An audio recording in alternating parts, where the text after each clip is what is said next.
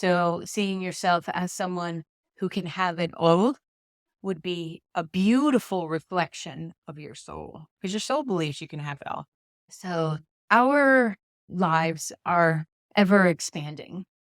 They're like a painting that never ends.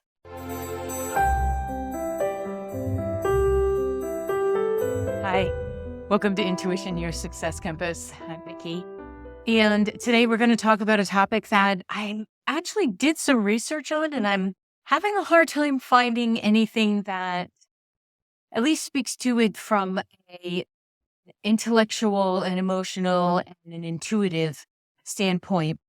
And kind of surprised I haven't done this topic yet, except that I've been experiencing it in my own life. And you know how when you go through something in your own experience and you're like, oh, that makes so much more sense now.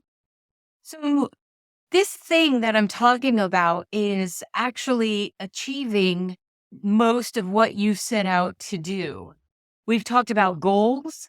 It's a very important part of coaching, of being a soul even, and a human body is setting some goals and attaining them. I mean, whether you know it or not, you set a goal to learn how to sit upright, to walk, to talk, to express yourself in whatever your form of communication is. And you set that goal, but it was a super conscious goal, not even an unconscious goal, a super conscious goal from your soul self to your healing self. And as part of your own divine plan, as part of what you would like to experience in this lifetime and continue to experience. Well, what I'd like to talk about is what happens when you've been setting these intentions, these goals, and you've been working at them, and you've been understanding yourself, you've been letting go of trauma, you've been expanding, and then most of them have been completed. Well, what happens then? I work with people who are dynamically aligned or driven, sometimes avoidant at the same time, to understanding their own greatness, to understanding how they're wired, and to experiencing a lifetime that is absolutely filled with joy and success and abundance in all areas. And I'm so grateful because it often becomes a learning platform for myself about what it looks like to be in success, but how it's so different for all of us. And yet, I'm seeing this theme amongst people, including thyself, where most things that we've lined up for, we've been manifesting, we've been creating, we've done. And it's like this awareness that, okay, now what? Now what do I do? And there are some pretty fascinating and amazing traps that happen along the way. So speaking from experience, I've had a successful business for, I would say the last 18 years, because before that, just trying to figure out what to do, right? So but the success has been defined differently to me at different times. You know, for the longest time, it was about being able to pay my bills. That's still important. And, have no debt and have a rockin' credit score and all of that. And then it was about being able to take some time off after my husband passed and then recalibrating how I was going to pay everything on one salary, figuring out about my life, and then figuring out I don't want to own this home.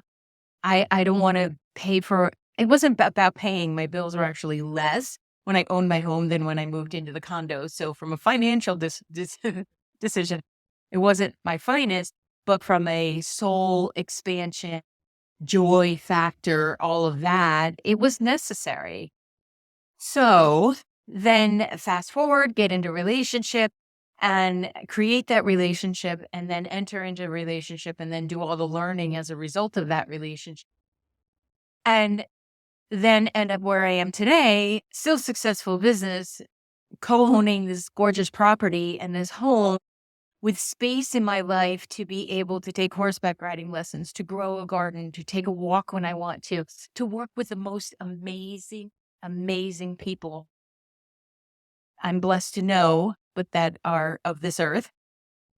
And then being able to speak of that because it's often been, you know, negated, right? There's a part of us that wants to see other people's success, but then we start self-judging.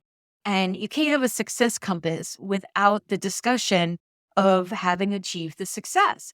Because why would you work with someone who has not created this for themselves, right? And it doesn't make sense to me. If I'm going to get my car worked on, I want it to be worked on by somebody who could fix their own car.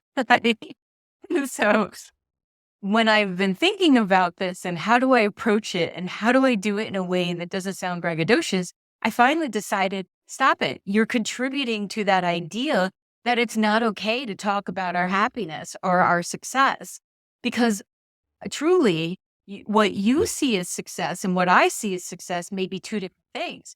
Maybe you have no interest in supporting a garden, protecting or growing a garden, or learning how to expand your own food security, meaning doing it yourself and growing it and all of that. So maybe you have no interest in, maybe you have absolutely no interest in having a time in the schedule to go hiking with friends. Maybe that doesn't faze you. Maybe you don't care about the things that your neighbor cares about or that your brother cares about and what would be the balance in their life. The point being, when there is a level of success, it can, I feel like, swing both ways. You get the people who are throwing it in your face because they need the ego hit and probably to stay motivated in order to do it, or they're the ones helping other people to build businesses. That makes sense to say that you've done it. Or you have the ones who are like, "Ugh, I don't want to be throwing it in somebody's face. And I'm here to say, that's not what we're doing. What we're doing is we're talking about our success so that it becomes something that is inspirational, but is also so unique and personal that my success is not your success, so that we can have wonderful conversations. I've said to people in the past, I won't gossip about people, but I will talk about what's going well in their life. I will, if you want to talk about somebody, we're going to talk about how they're doing well and what they've expanded or what fun they're having in their life. Then I will join you, but otherwise I'm not going to join you. And I feel like this is an extension of that, which is, who's doing something well? Well, let's talk about that. Who's doing something of purpose? Who is doing something, and who is being rather than doing? Who is being someone who is so lit up about their life? Because perhaps it's that person who decided that I need to live off grid. Like I actually don't want to be part of the rest of this. I want to wake up and see what nature brings, and I want to connect in that way. Well, that's success too. And I have had conversations with people recently.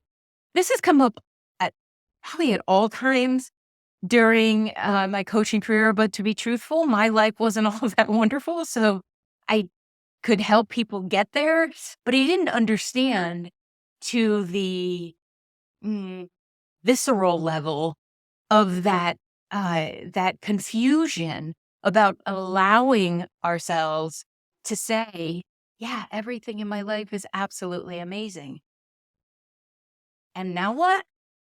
So like, should I want more? Do I want more? What does more even mean? So when I was working with a few people last week where truthfully, as a coach, you want to eventually be at the end of your usefulness for someone because that means that the coaching worked, right? Well, the way that I work is slightly different in that I tend to end up going with people to the next level of expansion and growth because it's not only in their personal life and in their financial life, it's often in their spiritual life too, because let's face it, sometimes it can be really hard to allocate time and expansion. I don't think it has to be, but this is a brain thing you have to get around, that I don't have time to work on my spiritual development because I literally have to make lunch for my family and make the money to put the lunch in their bellies. And having been there, I completely get that. If somebody had suggested to me that I look deeper and look for my own personal happiness, wellness, spiritual alignment when I was raising 3 kids and we were going through custody battles with 2 of them. And, my mom had just died and my dad had Alzheimer's. I would have told you to pound salt. And I get that there are times where that is absolutely that focus, that physical self now is and survival is necessary. What I know now is that the practices wouldn't have been that difficult. I was just so overwhelmed. I couldn't even fathom the idea of anything beyond maybe reading a few chapters of a fiction novel to escape the life that I was in. So I want to give a reflection of what it looks like or could look like when that time in life has shifted, you've grown through it, you've become aware of the law of attraction, yes, and you start to apply some energy to paying attention to your life in a way that is conscious because you have at least 3 brain cells to rub together in order to do that. Okay, there is no shaming that's going to happen here about not having time. I even say to some of my clients when they show up for their session, they're like, Vicki, I just did not have the space or the wherewithal to sit and meditate. And I said, okay, that's okay. Let's take 2 minutes right now. So you can feel like you accomplished it. You can feel the lit up life force infusion, so we can get a little bit of, I want more of that going. And you can stop beating yourself up for not having the headspace or the time or the energy. Sometimes you just fall into bed and you're out.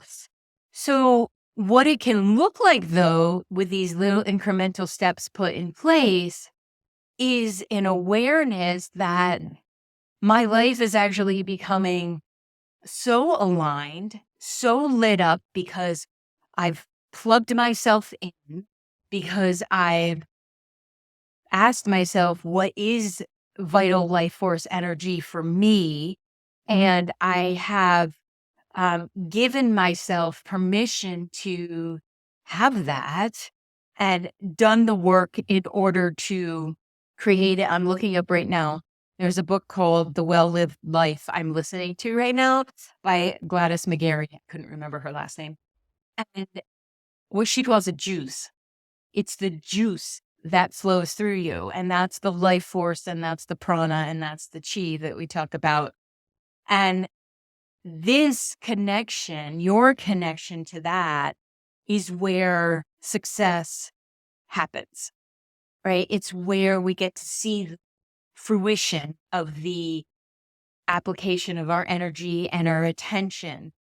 And when this starts happening and things start lining up, what I've noticed is some people, including myself, can be in a space of, whoa, slow your roll, or even creating chaos because we're so used to it. The neural pathways are so used to having problems to solve and issues and chaos that there's a little bit of an addiction there, right?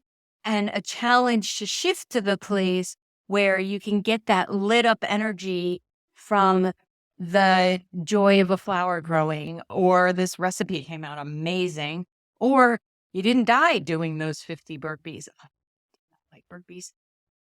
So the experience of living is always going to have expansion, growth, challenges, even ebbs and flows to life. But when there's this like key point where someone realizes that they've actually created everything that they had on their manifesting to-do list, what can happen is a feeling of not being worthy enough. Now, isn't that fascinating?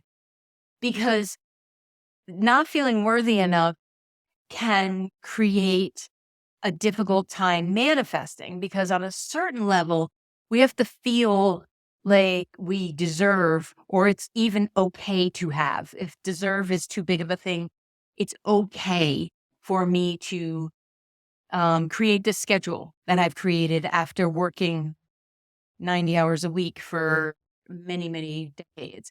So having that learning curve and having the neural pathways shift in your brain, it's a process. And so the self-worthy thing can come up on both sides of the manifesting highway. And that's what I love. One of the things I love about being human, not that someone feels that they aren't worthy, but that we're always accessing higher and higher levels of deservability and worthiness and joy, and realizing, like, what's next? What else can we add? Where is the next level of understanding? And ironically, or not ironically, because I'm going to stick with ironically, because the human brain gets that. Ironically, it tends to be less and less that makes you happy, because you move from a place of external validation, materialistic validation, and societal validation to, wait a minute, I've had a very peaceful day today, and I genuinely love the people I'm talking to, the experiences I've had, the weather is amazing, all of that. And it becomes less about the goals, go, go, go, and more about a feeling, or that juice that Dr. McGarry talks about, that life force. So I realize it can be difficult to accept that someone who has created the life that they want could not be completely happy, but I see it all the time. And you can see it too, right? Like, we think we're creating what we want. And, some people create the notoriety, create the income, create the business, and then find out this is not where my joy is. This is not what I love. I need to dial it back a little bit and figure out and do a little bit of self-reflection. And it can be difficult to understand that if you're having challenges of your own manifesting that relationship or that career. What I'd love to say to you is it's all the same. It all comes back to feeling like you are valued, you are worthy for being you, not for anything you're going to do. And that's the same thing of, okay, you've created this life. Maybe you manifested the house and the very easy transfer. Okay, comes with a pretty impressive mortgage, but very easy transfer, beautiful place to be. And now you realize, okay, what's next? And then you're looking at this house and you realize that we did this. This is amazing. And life really can be this good. It can. So there's this mindset shift that has to happen, and a self-reflection about having a deeper understanding about what your values are and what truly brings joy. And that's always going to be in some kind of flux, because life changes and our desires change. I mean, haven't you ever been on a binge of a certain food or snack or beverage, and then all of a sudden you're like, no, I'm done. I don't want it anymore. I don't like it anymore. I'm complete with that. And then a new desire grows from that. Maybe you've been drinking too much soda and you realize, I'm kind of done with that. And you start drinking more water, and then you start feeling better. And this is the expansiveness that happens on the soul level and also on the emotional level. So there's a mindfulness that's necessary at every level. And I don't share this. There's challenges when you manifest everything too, to be like disappointing. I want it to be exciting so that you recognize, oh, okay, if I'm feeling a certain way because something hasn't come yet, and then once I have it, I'm happy. I'm joyful about it, and I'm likely going to want something else. Doesn't have to be more. I'm not talking about bigger homes, more cars, more travel, unless that's your thing.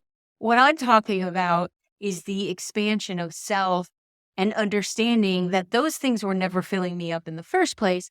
It was the journey to achieving them. And maybe that's a certain level of physical fitness or a level of clean eating.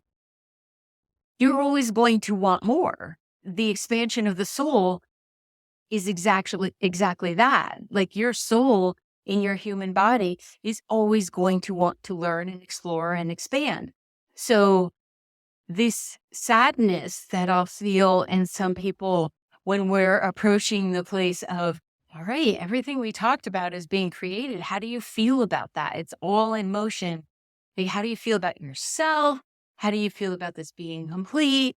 And then, of course, we talk about you're going to still desire things after that. But how does it feel right now? Sometimes when you go up that level of frequency and creation, again, not all about physical things, but maybe you've created the schedule that you wanted. Maybe you realize that you could live on a lot less money if you minimized or if you diversified your investments or something like that. And now you're looking at, well, how do I see myself enjoying my life? And then recognizing that there's suddenly a feeling of not enough again. Well, that's expansion. That's the joy of being human, except it doesn't feel like a deficit. It doesn't feel like a lack. It feels like I'm so excited to figure out what I'm going to love next. When we first start manifesting, it's often about things or relationships that are physically going to be validating when they show up. But when you move through your process and you change, and yes, it is because you're seeing success and creating your life, but it's also because you have an awareness that that doesn't completely fill you up. So what else is there? And I really believe this is part of the spiritual path. I feel like we come in not realizing that we need anything, naked with no teeth, hoping everybody's going to take care of us. Then we go through a process of realizing there's stuff and there's experiences and there's people and you want all that. And then if you continue to have a conversation with yourself and your soul and your consciousness, you eventually start heading the other way where you're like, all this stuff is not lighting me up.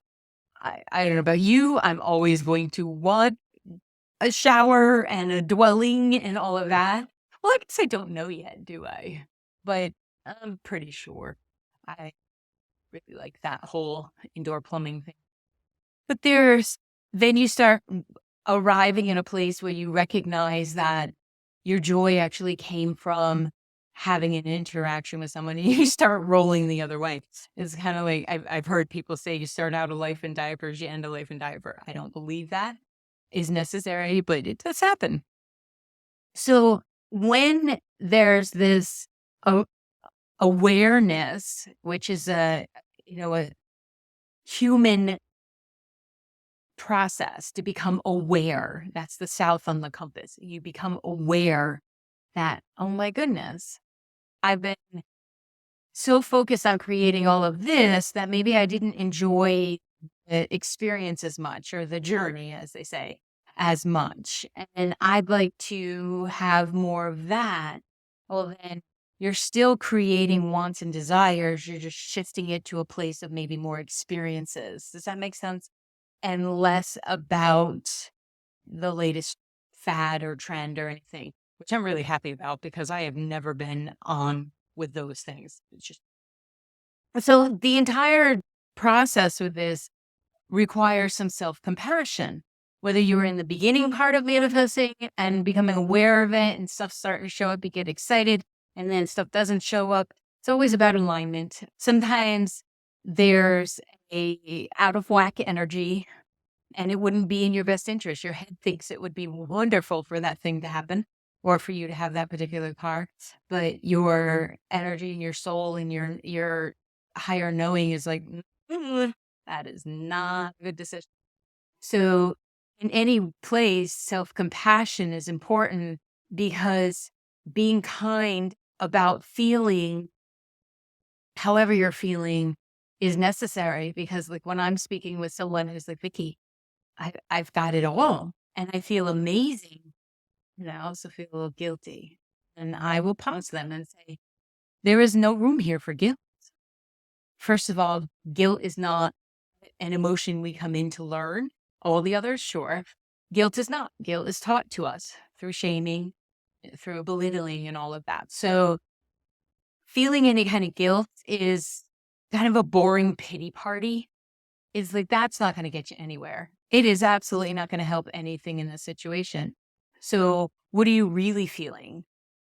Are you feeling a lack of worthiness? Are you feeling like maybe you want to do more now that you're in a space where your life feels amazing and every day feels expansive?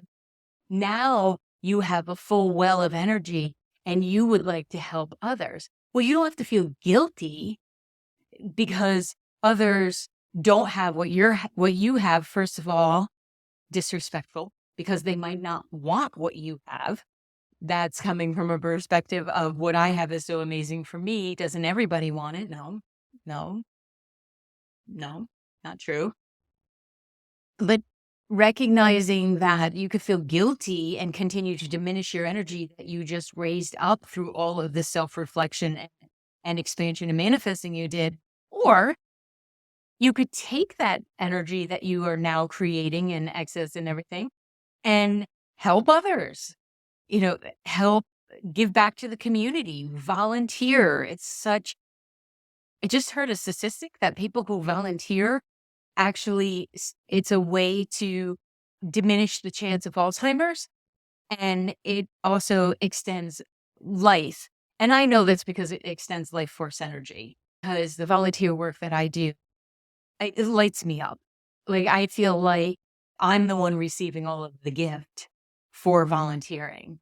So help somebody else if you happen to be in this place where life feels unfulfilling because you've fulfilled all of the dreams you thought you had or created the life that you really wanted. Well, how can you help?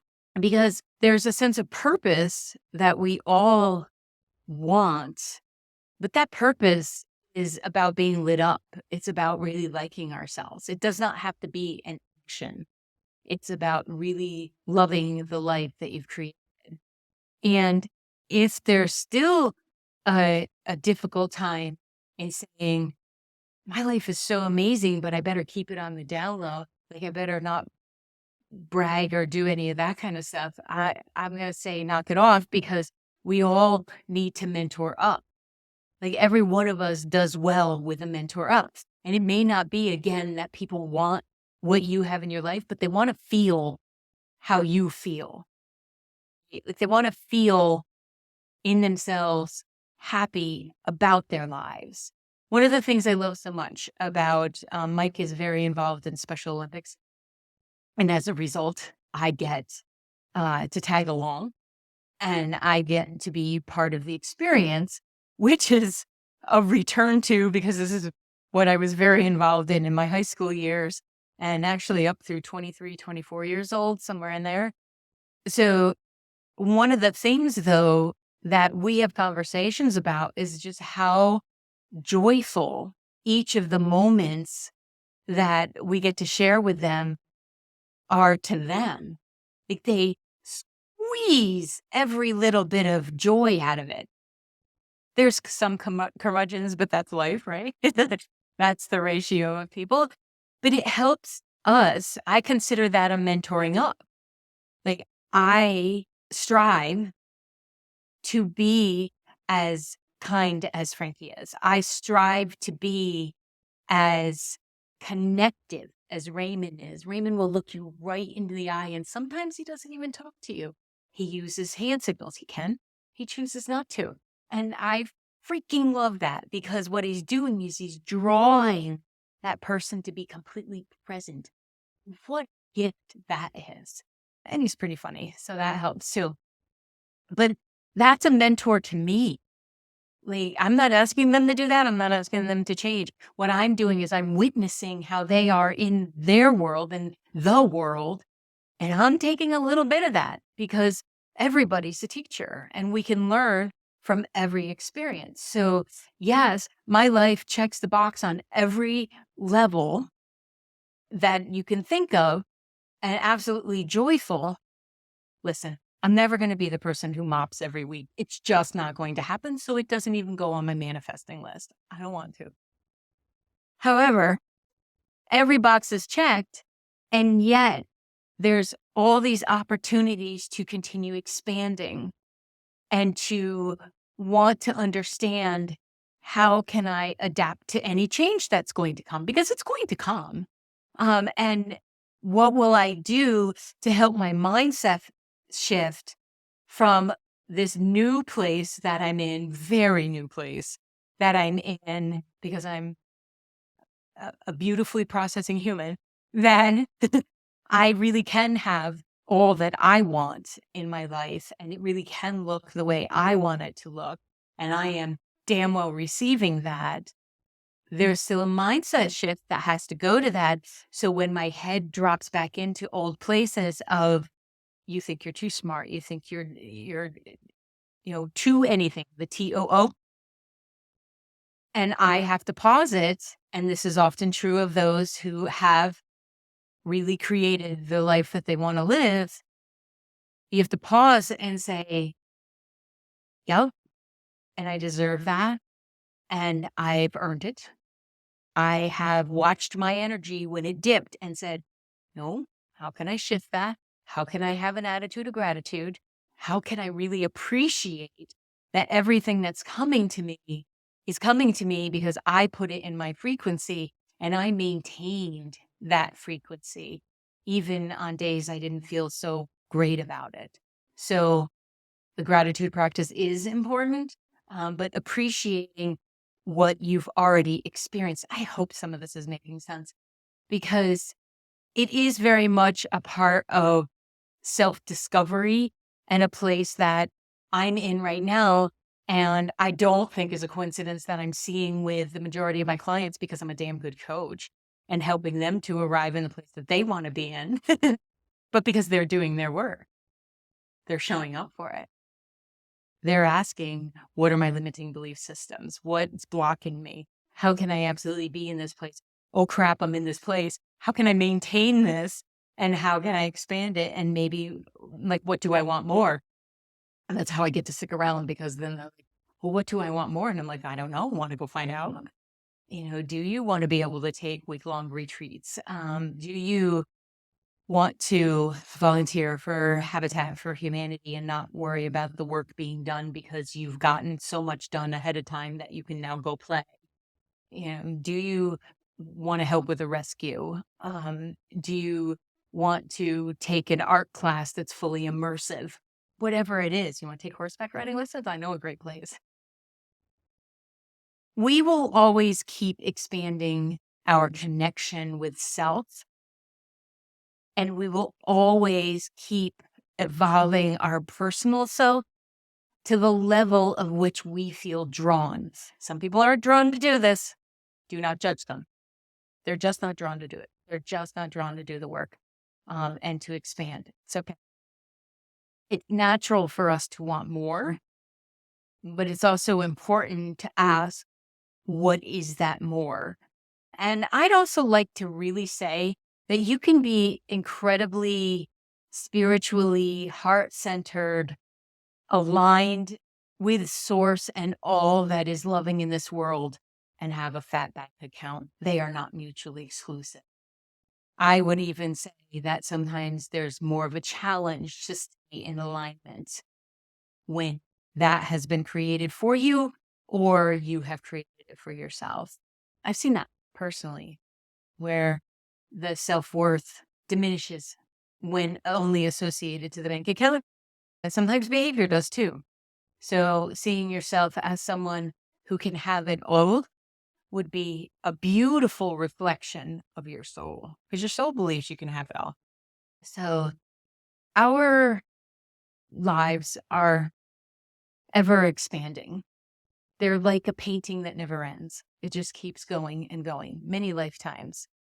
And the more that you dream and you create and you allow and you assess and you acknowledge the magnificent version of whomever you are today, the more your soul is going to want to do that. And I feel like the more that we do that, the more joy that will be in the world, the more adventure. Your soul has no limit and will send that message to your human self. And you deserve that. You deserve the life that is extraordinary for you. And I encourage you to wonder what it would be like, what it would feel like if the main aspects of your life that you feel at this point could create the greatest level of happiness and joy and connectiveness. Wonder what that would look like. How would it feel? How would you move about the world?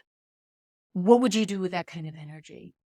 Because it's that kind of practice that will also draw it to you. And if you are someone who has done this and you're having a challenge with, well, then what's my next value? Like, what's my next experience? Let's call it an experience because I don't want to tie it to your value. What's my next experience? Well, look deep. Look deep. And it may not be in a visual concept. It may be in putting your hand on your heart and saying, with this life force energy,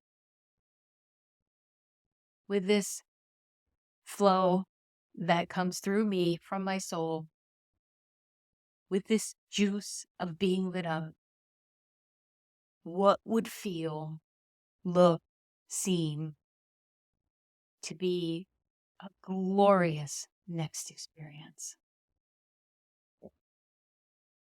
Run with it. We did not come into our lifetimes to suffer. And the suffering often comes from trying to hold back change or to keep us from being truly happy in what we have. But when you're truly happy with what you have, or appreciative, or curious about, then the rest falls into place. Yes, it helps to know what it is that you would like. And that's why I say get into a place of wonder, get into a space of dreaming, like daydreaming for you, not anybody else. Because I am here to tell you that when all of that effort, and it is effort, there are no magic wands in expansion, in creation, and in manifestation, thankfully, or we would really be in some trouble. When all of that starts to come together and the healing has happened and the inner work, child work, and all of that has been done, there is a peacefulness that resides that even though you know things are going to happen, that you will be okay in them happening. That is the gift of being a soul, having a human experience, is knowing that ultimately I'm okay. Knowing, and not platitude, but a knowing. And that's a peacefulness also available to all of us. So for those of you who are on their way to creating their most glorious life. Keep it up. Keep it up. To those who have created their most glorious life, keep it up. Keep it up. And then we can all unite in that way. So I hope this made sense. It went a bit rambly. There's a powerful energy happening right now that asks us, that we are asking of ourselves, to be truthful for what we really want. So sit down with your pad of paper and write out what you really want. Let me know if I can help. Thank you for listening to this episode of Intuition, Your Success Compass. I appreciate you being here. If you would like more information about developing your intuitive skills, removing those blocks, and creating the life that feels the most successful to you, then head on over to vickibaird.com. That's VICKIBAIRD.com. And check out the courses, the groups, and the Spaces app that will allow you to be part of our community and know about upcoming events and specials. Thank you so much, and I'll see you in the next episode.